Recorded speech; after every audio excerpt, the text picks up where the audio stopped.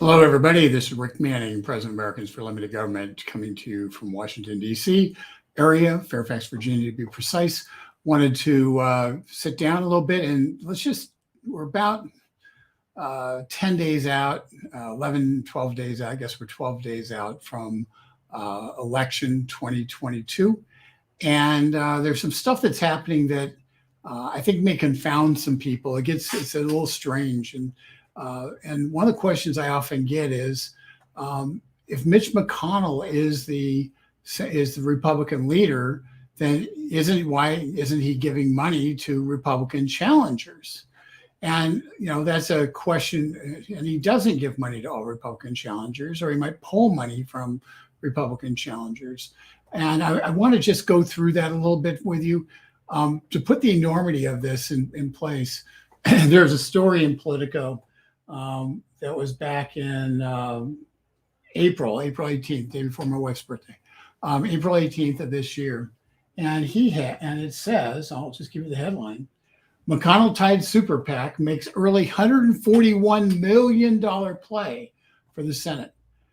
The Mitch McConnell Senate Leadership Fund, that is a super PAC that is designed to make Mitch McConnell leader of the Senate, booked $141 million of advertising on TV and radio across the country in target states in April of this year. That's how you want people to ask, well, why is Mitch McConnell so powerful? Because he can raise $141 million to try to make certain that the people who he wants get nominated, A, for the Senate, and B, that the people he wants then get elected to the Senate. And this leadership PAC is designed, certainly, its primary function is to make certain that Mitch McConnell gets elected leader. That's what its goal is. That's what it's supposed to do. And of course, he doesn't get elected leader if you don't have a Republican majority. But but there are decisions that are made that are interesting along those lines. I want to show you some of the maps. Let me give you this one here. I'm going to go a little dinky picture of me in the corner. This is the map of that is of the Senate right now. Okay, this is on Real Clear Politics, which, as you know, we kind of use as a kind of go-to thing here. But what you'll note is the gray, the dark blue are the ones that are basically Democrats are going to win anyway, no matter what. The dark red, like in Idaho, the Republicans are going to win. Anything you get shading with then becomes something that's in a toss-up territory. And gray indicates that that's a straight toss-up according to the Real Clear Politics. So here's what you have. You have Nevada, Arizona, Wisconsin, Pennsylvania, New Hampshire, and Georgia are all considered to be gray. Okay, of those states, Nevada, Arizona, Georgia, and New Hampshire are currently held by Democrats, and Pennsylvania and Wisconsin are currently held by Republicans. And since the majority, the House or the Senate, is a 50-50 split right now, if you happen to see any changes in a party representation from a different state, that has huge significance. If everybody holds serve, if all the Democrats win who are incumbents and all the Republicans win who are incumbents, at that point we still have a 50-50 split in the Senate, and Kamala Harris breaks all the ties. So that's why the Senate is so important, because the Democrats have effective control by one vote, given what's going on. And so that's one of the things you can look at, that why people focus a lot on the Senate. So why are we talking about what Mitch McConnell's doing, what Mitch McConnell's not doing? Well, I'm going to show you another piece here. And this is from, so here's what you have. This is Arizona. This is October 6th. Headline: GOP renews backing for Arizona's Senate candidate Blake Masters. Well, let me tell you what happened in Arizona in terms of Blake Masters. In the summer, Blake Masters gets the nomination. Blake Masters, supported by tech billionaire Peter Thiel, has some money of his own. He's not, so there is money. He's not a poor guy. But he wins the nomination. And the expectation was that Mitch McConnell's Senate Leadership Fund would had money booked. It was 8 figures. It was in the $10 million to $15 million range, booked over the summer to help Blake Masters post-primary until September, when a lot of the party spending kicks in. Well, what happened was Blake Masters said, well, I'm probably not going to support McConnell for leader. And so McConnell pulled the ads. Meanwhile, Mark Kelly, who is very well funded, had tens of millions of dollars of ads on the air all summer long, just eviscerating Blake Masters. And, some showing Mark Kelly up, good guy, blah, blah, blah, astronaut. But most of it was spent to denigrate Blake Masters and to attack Blake Masters. And the goal of the Kelly ads were simple. The people who are John McCain supporters in Arizona aren't very friendly with the people who are Donald Trump supporters in Arizona. There's a split in the Arizona Republican Party. And as a result, you have Blake Masters was supported by Donald Trump. So the Mark Kelly ads were designed to try to split those McCain voters off from Blake Masters and towards Mark Kelly by making Kelly seem like a centrist. Well, let's be clear. Kelly's not a centrist. In Arizona, Kyrsten Sinema is the one who stood up and said, no, we're not busting the filibuster to do a whole bunch of crazy stuff. Mark Kelly supported breaking the filibuster. Okay, 1. 2, on Build Back Better, Mark Kelly supported it. Every single one of the big spending, crazy ideas that Joe Biden has had, Mark Kelly was there as a supporter of those ideas. So now he's going back to Arizonans and saying, no, pay no attention to what I've been doing in Washington, D.C. Pay attention to what I'm telling you and what my leadership fund backers are telling you. And so you have this, and so Kelly was able to set a bar for himself, set basically a flat foundation for himself with these summer advertising. And Blake Masters was essentially naked from an advertising standpoint. One thing happened that changed that, and Heritage Foundation has a group that's affiliated with them in some way that is able to spend advocating election defeat of a candidate. That group went in when McConnell left. That group went in and spent a few million in defending Blake Masters and kind of keeping Blake Masters in the game. And so when McConnell abandoned Masters, another group came in and tried to shore him up. Not as much as McConnell was going to spend, but it was at least kept him alive and fighting. But so why did McConnell do that? Well, because Blake Masters said he stands up to McConnell and isn't going to necessarily vote for him for majority leader. And so McConnell said, well, if you're not going to vote for him for majority leader, then I'm not going to spend tens of millions of dollars getting you elected. Simple as that, folks. That's called bare knuckle politics in Washington, D.C. And and we don't like it because we think that the McConnell should be, as the Senate majority leader or Senate minority leader now, he should be one of those guys who's sitting there saying, I want to get a Republican majority. And he does under his own terms. And we've seen that time and again over the last few years, and I can detail it, in another time, all the different times when McConnell decided that his people didn't win the primary, and consequently he decided that what we're not going to do is we're not going to support the people who won the primary. A good example of that was in 2010, Lisa Murkowski lost in the Republican primary to a guy named, what was his name? Joe something. But she lost the Republican primary. Murkowski runs a write-in campaign.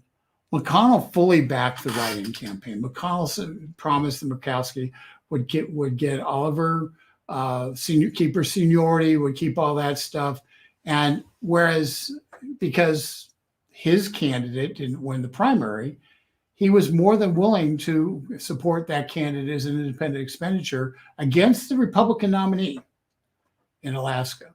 And Murkowski won. She did win it because of that write-in campaign. And millions upon millions of dollars have poured in attacking the person who did win the Republican nomination. I will point out that the person who won the Republican nomination would have voted to repeal Obamacare, unlike Murkowski, and wouldn't have set the Republicans up to lose the Obamacare, the repeal or the semi-repeal, the short repeal that they were doing in 2017. Murkowski voted against that, as did Susan Collins and John McCain. And as a result, Mitch McConnell thought he had the votes. He thought McCain was going to vote with him. And when McCain came back and said, no, I'm not voting with you because I don't want to give Donald Trump a victory, at that point, he lost the Obamacare repeal vote. And a vote which he had promised that we were going to rip out, if given the majority in 2017, that we were going to rip out Obamacare root and branch. And he wasn't able to deliver on that promise because McCain changed his mind. But more significantly to me, Murkowski, who McConnell saved, wouldn't stay on the single issue the Republicans had to win in 2017. She bailed. And now, guess what? In 2022, Murkowski's in a fight for her life again. And who's putting money into the Murkowski campaign? You got it, our friend Mitch McConnell, because Mitch McConnell didn't care that Murkowski messed over the country by stopping the Obamacare repeal. It wasn't really a repeal, but it was a pretty major reform. Messed over the country by not doing that. And instead, but now she's going to vote for him for majority leader. So he's going to support Murkowski in spite of the fact that she is, the Alaska GOP has endorsed her opponent, which is Kelly Ching. His name starts with a T, and I can't pronounce it, has endorsed her opponent. And as a result, the Alaska GOP censored Mitch McConnell for coming into Alaska and trying to override the will of the Republicans of the state of Alaska, and in terms of who should be the Republican senator, who should get Republican votes in Alaska. And so it causes a lot of friction. It's causing a lot of friction right now in Alaska as a result. So McConnell will go and push for Murkowski because Murkowski is going to vote for the majority leader. He's going to vote for McConnell for majority leader. And that's the vote that they care about. Let's talk about another one. New Hampshire, which is really an interesting one to me. It's interesting for a simple reason. I'm going to put it up in the full screen here just for a second. In New Hampshire, it says here, GOP cuts spending in New Hampshire Senate race. Well, the GOP super PAC, Mitch McConnell's PAC, did in fact cut spending. They were spending in favor of a guy named Don Bolduc, who's a retired brigadier general, U.S. Army, who has a Republican nomination. Don Bolduc then does two things. He says, I don't know that I'm going to support Mitch McConnell for majority leader, or specifically says he won't. And secondly, he has Tulsi Gabbard coming and campaign for him about 12 days ago. So what happens? Mitch McConnell pulls his money, says we're not going to put any more money into New Hampshire. Actually moved it to Alaska to support Murkowski. So he pulled the New Hampshire money. And at the time, Bolduc was down about between 6 and 8 points. And the National Republican Senatorial Committee, which is designed to elect a Republican majority in the Senate, then came in to New Hampshire and said, well, we'll fill part of the void, and is spending a few $1 million in New Hampshire last week of the campaign, last 10 to 12 days of the campaign to try to elect Bolduc. Then that race has now narrowed to 3%. Okay, it's now a 3% race. Real Clear Politics, going back to the first slide, Real Clear Politics is still calling New Hampshire for the Democrat incumbent. I'm trying to get it. for the Democrat incumbent, but he is it's going to be one of those ones that's a little crazy because it turns out that Maggie Hassan, the Democrat, the New Hampshire senator, her support's collapsing. She's still, New Hampshire is a toss-up state. It truly is a toss-up state, and so I say collapsing. She's dropped about 3 points. Bolduc's moved up 3 points. The New Hampshire is a state where it's got about 1.3. I'm going to just tell you how much $1 million is in New Hampshire. You got about 1.35 million residents in New Hampshire, according to the census. Of those, a little over 900,000 of those are adults eligible to vote in the election. So about 900,000 electorate.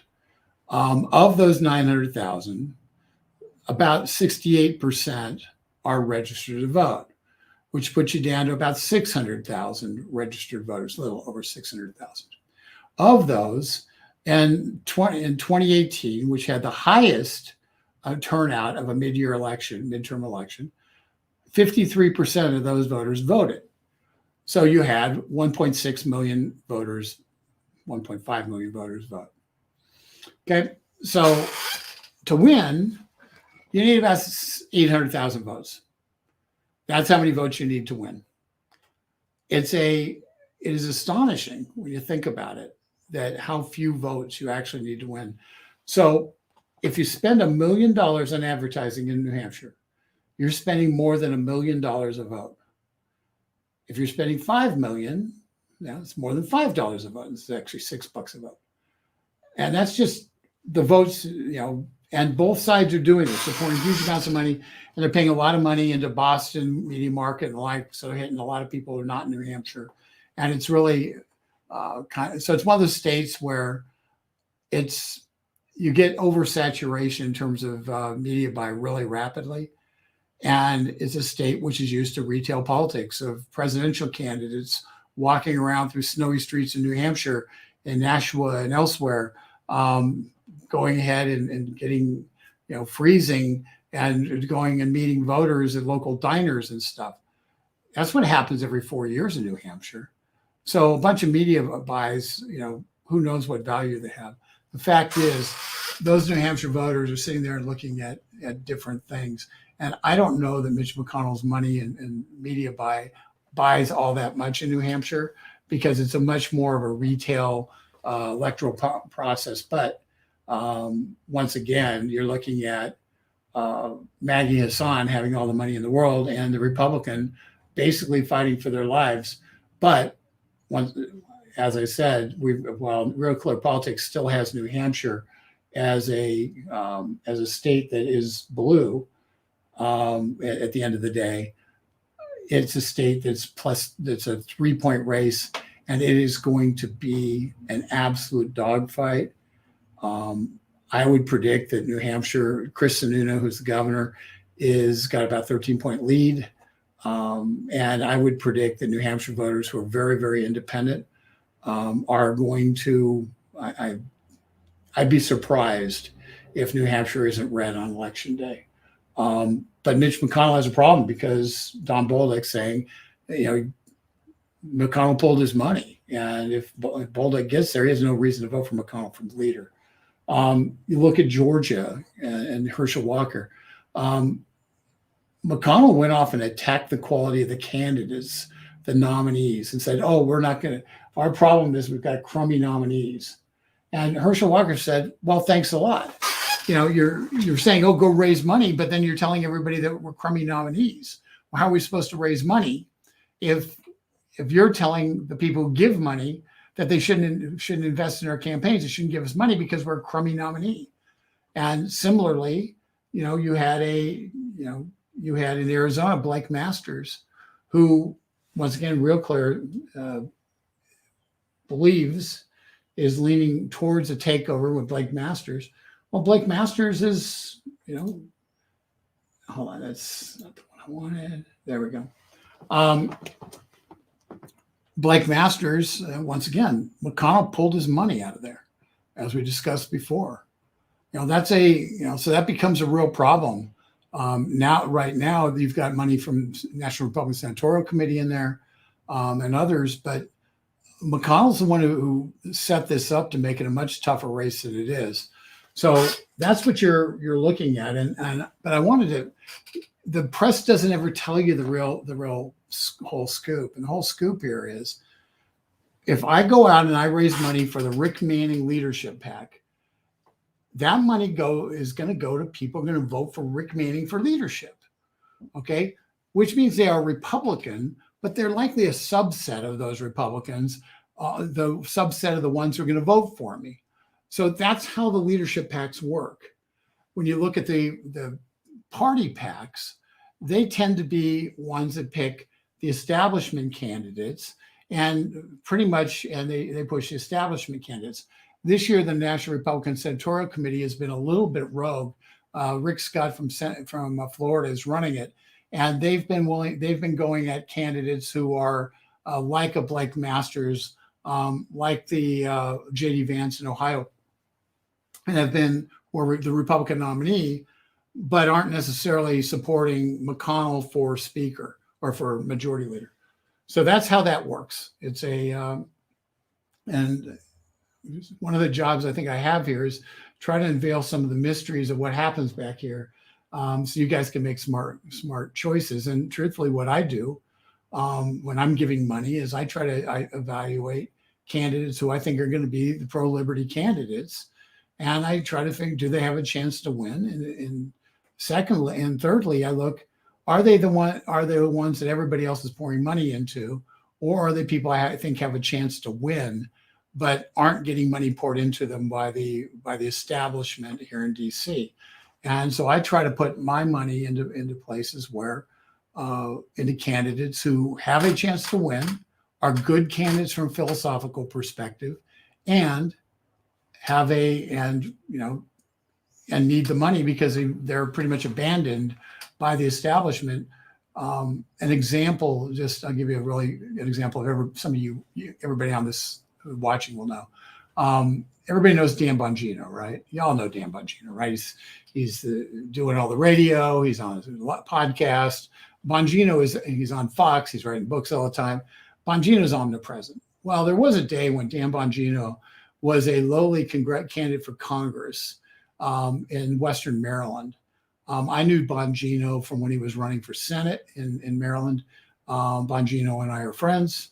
Dan and I are friends. And so he's running like crazy for this seat in Western Maryland against a guy who was the richest guy in the House of Representatives.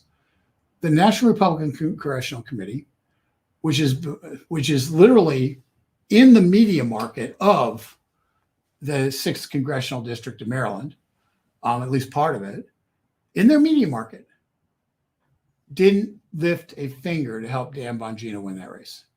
Because Dan Bongino was dangerous. Dan Bongino is a leader. He was going to tell the truth, and he was going to be a problem for those leaders. He was going to be one of those guys who stood up and said, "No, you can't do that." So guess what? They didn't give him a dime. Dan Bongino won on election night. He won on election night, but absentee ballots got counted, and he lost in the absentee ballots because he didn't have money to run an absentee ballot campaign. He didn't have money to do a big GOTV, get out the vote campaign. He had the money to go around and be Dan Bongino and meet voters, and to do some small radio and do a lot of radio interviews and the like. He had the money to do a grassroots campaign, but he didn't have the money to do a sophisticated get out the vote campaign that got the voters who weren't paying attention to come to vote, who would have voted for Dan Bongino in droves. And so Dan Bongino didn't get to be in Congress. And I will tell you, thank goodness Dan Bongino didn't get to be in Congress, because Dan Bongino is so much more valuable not in Congress than he would have been in Congress. That it's incomparable.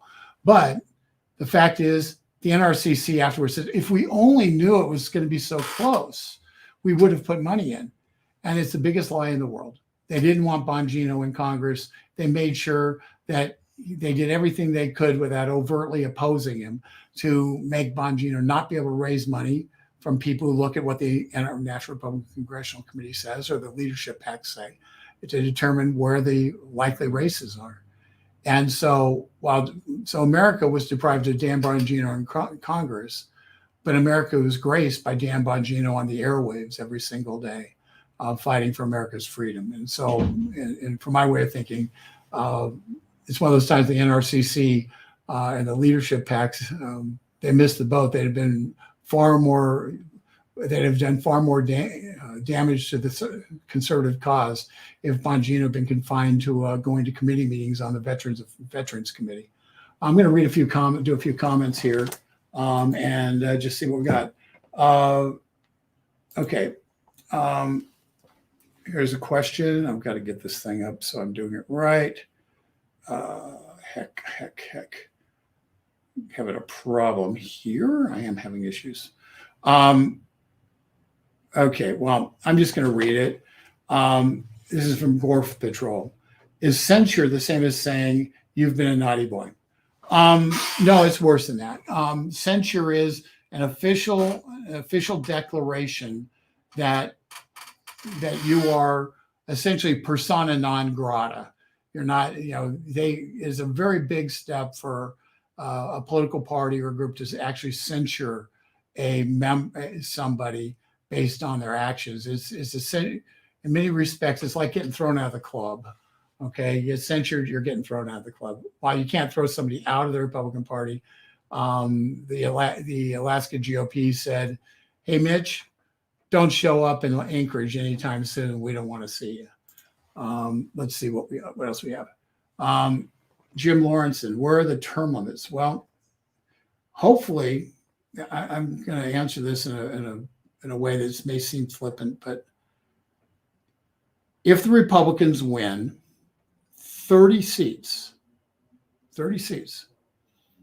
in Congress, in the House, there will be 240 Republicans, 242 Republicans in Congress.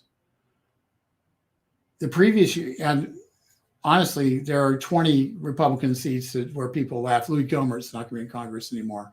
There'll be a Republican replacing him. So there's a lot of seats like that. So you're going to have 50 to 60 total new Republicans in Congress. So of the majority, the 240 seat majority in Congress, it's highly likely that 25% of them will have been elected this year. And on top of that, last year, the Republicans picked up seats. And so you had another 30, 40 Republicans, new Republicans who came in last year and are going to be and are still going to be there.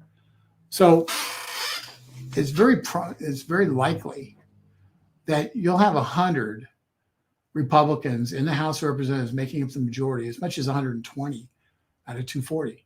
You'll have 40 to 50% of the Republicans in the House majority, should the Republicans pick up just 30 seats,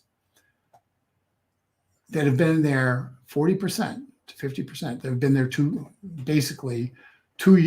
for one term or less.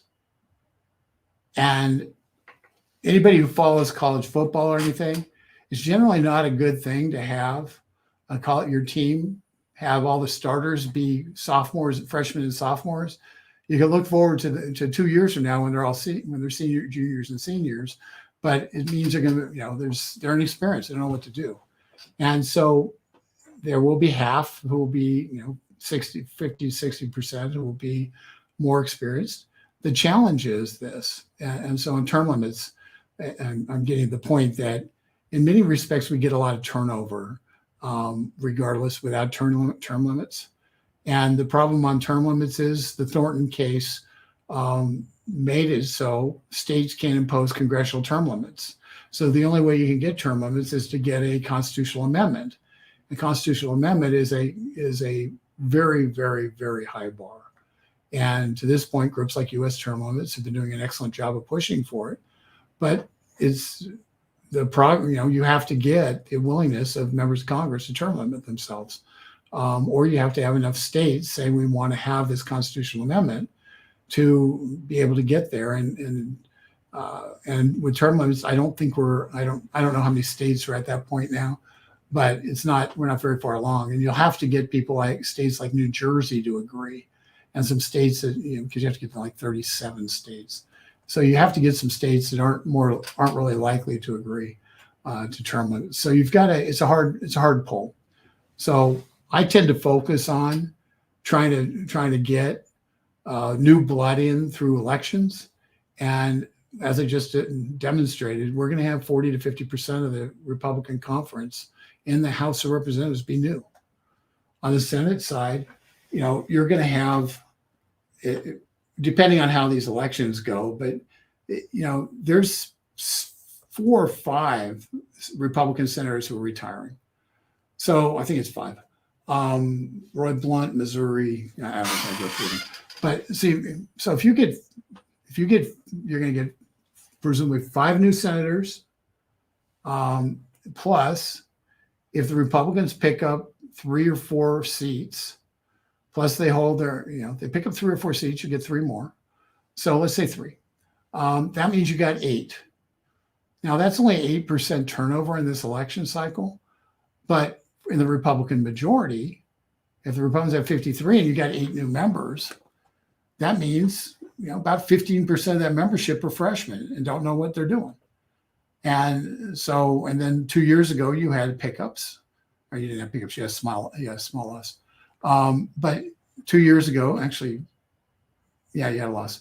So you had but you had a few more new members. So you've got about 10 to 11, 12 new Senate Republicans who've only been there for 2 years or less. So that's how we affect change: win primaries, beat bad incumbents in primaries where we can beat them, and then get them elected. And in doing so, we can affect the kind of change and continue working on term limits. It's something that's a valid thing to do, but we get real change. You got to change a lot faster by flipping people and getting yourself 50% new Republicans, a new Republican conference. That's how you change. That's how you get fresh blood, in my estimation. Jim Jordan question. Good. Jim Jordan needs to be majority leader or speaker. This is Jan Drew of the House. Should Republicans win the Senate of the House? I am a big fan of Jim Jordan's. I am a huge fan of Jim Jordan's. But the reality is he's not going to run for leadership. There's right now, and we're talking leadership races, it's right now there are Kevin McCarthy. Nobody's standing up and saying they're going to run against Kevin McCarthy. That could change, but it's unlikely. And nobody's standing up and saying they're going to run against Steve Scalise for majority leader. That could change because Scalise is the most likely person to run against McCarthy. But that could change. You've got for the majority whip, which is the position that Tom DeLay was so powerful in during the Newt years. The majority whip position has 3 people going for it. One is Tom Emmert, who's the head of the National Republican Congressional Committee, Jim Banks, who's the head of the Republican Study Committee, and the third guy who I don't know. That's where you're going to watch a real fight. Banks is the more conservative of the candidates, of the 2 candidates I mentioned, and has a constituency of a lot of Republicans who are part of the Republican Study Committee. And if I had to guess, I would guess that Banks will win that position. And it'll put somebody who's, and it'll shift the balance in the Republican leadership to a more conservative balance. And so that's the one battle. In terms of Jim Jordan is likely to become the House Judiciary Committee chairman, which would be just amazing. Because if you want somebody to be able to go after the FBI, you need somebody who knows what's going on. Jim Jordan knows what's going on. He's tough. He's willing to fight. So if you really want to fight the battle of over the deep state, you want Jim Jordan as House Judiciary Committee chairman more than you want him as House Majority Leader. He'll have far more impact on what's happening in this country and trying to save this country from the abuse of power we're seeing as the House Judiciary Committee chairman, where he can subpoena witnesses, where he can compel people to testify, where he can go after after these guys who have thumbed their nose at America. And so that's where I think where we're going. Peggy Wells, Rick Scott for Senate Republican leader. A lot of people have talked about Rick Scott running for Senate Republican leader. The best guess here is that he's not gonna run. There are some, I've had some private conversations with people that say that there's a kind of a groundswell in the Senate among some of the members who feel kind of left out with somewhat autocratic rule by McConnell to try to replace McConnell. But that is but the votes aren't there at this juncture. And I don't know if the votes will be there, but the votes aren't there at this juncture. I believe Rick Scott runs for majority leader in 2025. McConnell will likely retire. And I think Rick Scott runs for majority leader in 2025, assuming the Republicans are able to hold the majority. And by the way, the 2025 map, in terms of the Senate seats that are up, is really good for Republican pickups in 2025 as well. And that's I'm going to go way off my script. One of the real battles here, why we want to get to 54, 53, 53, 54, 55. And it's not just because you want a bigger number. If you can get to 54, there are 6 Republican pickups on the map that aren't far-fetched. There are 6 Republican pickups on the map that aren't far-fetched in 2024. And if we can win the map, if we can get to 53, 54, there is a legitimate chance that in 2024, Republicans can put together a campaign that will get them to 60 votes in the Senate. Now, you'll still have Susan Collins, and you'll still have, if Lisa Murkowski wins in Alaska, you'll still have Lisa Murkowski. But at the very least, you'll have a chance to create a filibuster-proof Republican Senate for the first time since the modern Senate has been constituted after the direct election of senators. The only time that Republicans will have 60. So it is a possibility, and that's why getting to 54 matters now, because if you can get to 54 now, you got a shot at 60. And so when you're playing the game long term, that's how that works. And Rick Scott is looking at it as terms of, from what I understand, it's been reported that he's not going to run in 2022 for 2023 for majority leader, but he would consider it in 2025 if McConnell steps aside. Let's see here. Sorry, let me see. Vote red all the way. Yeah. Let's go with, Kathy Halverson. Bongino is a good guy. Dan's listen, he is smart, tough, and truly is a good guy. And and he's a personal friend, a political friend, but also a personal friend. And so I like him a lot. The country could do a lot worse if Dan were to find himself somehow, some way in a high-ranking position in the future. Tucker Carlson's doing a special on Masters. He's been putting this is Betsy Burns. Betsy, thank you for contributing again on the chat.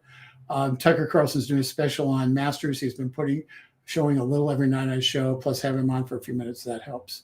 It does help. And people who know Blake Masters and people who pay attention, I've never met him, and I haven't seen him speak. But the people I know who are paying attention to that say that Blake Masters is one of those guys who has a very high ceiling, meaning he's one of those guys who could become president. And every senator always aspires to be president. Every senator thinks they can be president, but very few actually have the chops and the ability to come through on television and be and the intelligence that you really need to have. And so some of the people I know say that he has a very high ceiling. I don't know him. Time will tell. It's interesting how, for me, campaigning is interesting. It's very hard. It's very demanding.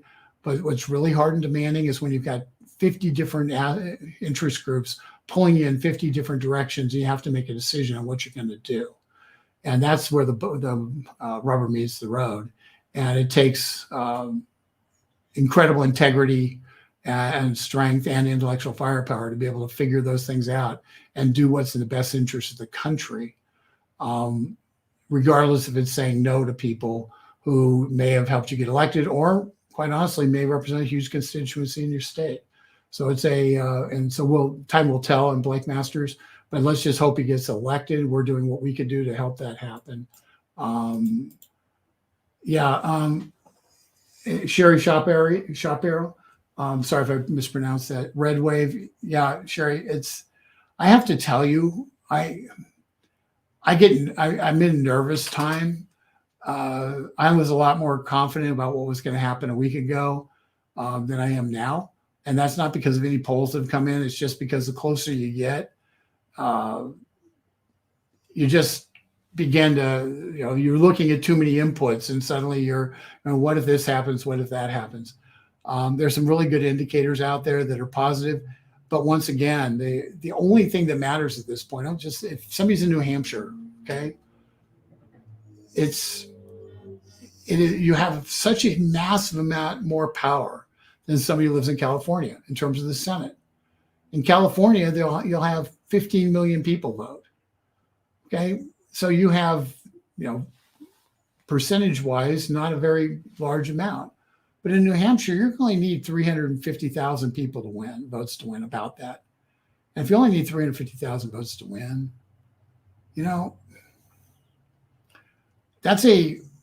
that means that when you go get 5 people, it matters.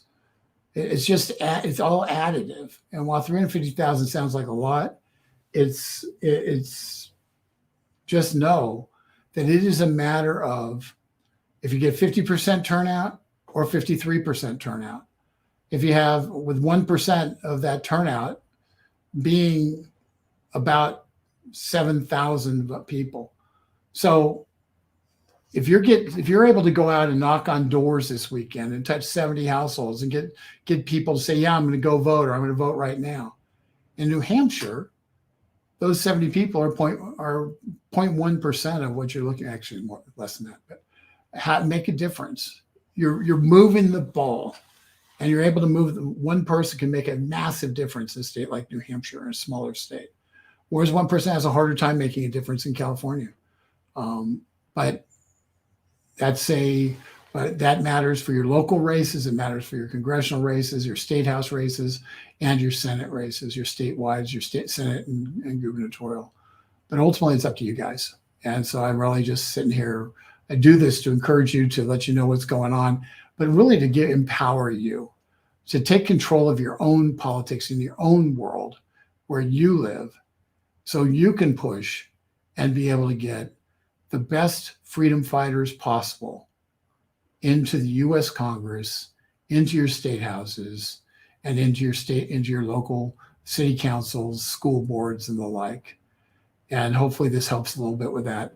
I was going to talk in education a little bit, but I'll do a spot tomorrow on education. With that, I just want to say thank you very much for tuning in, and we will be back with a live broadcast Monday or Tuesday tomorrow. And pay attention, because I do put out recorded broadcasts virtually every day, and I try to hit subjects, little short form subjects that I think are interesting, but there's not enough to talk for 30 minutes on them. So with that, I will let you go. Thank you. Take care and have a blessed day.